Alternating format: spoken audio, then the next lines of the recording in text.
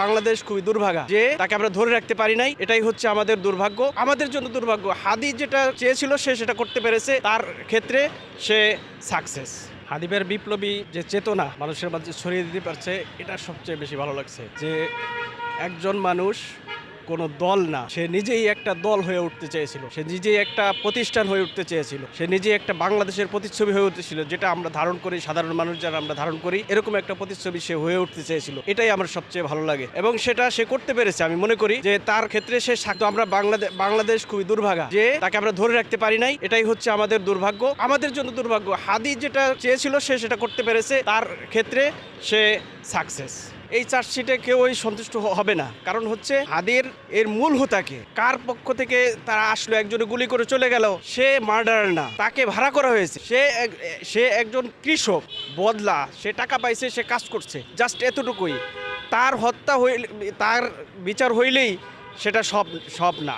আসল মেন বিষয়টাও তুলে ধরতে হবে যে কে এর পিছনে ছিল, কোথা থেকে তাকে হায়ার করা হলো, কে হায়ার করলো, বাংলাদেশের এজেন্টকে, বাইরের এজেন্টকে, এগুলা বের করে যখন সবার বিচার হবে, আন্তর্জাতিকভাবে এই বিষয়টা যখন আসবে, তখন এটা বোঝা যাবে যে আসলেই কি হাদির হত্যার বিচার হলো কিনা।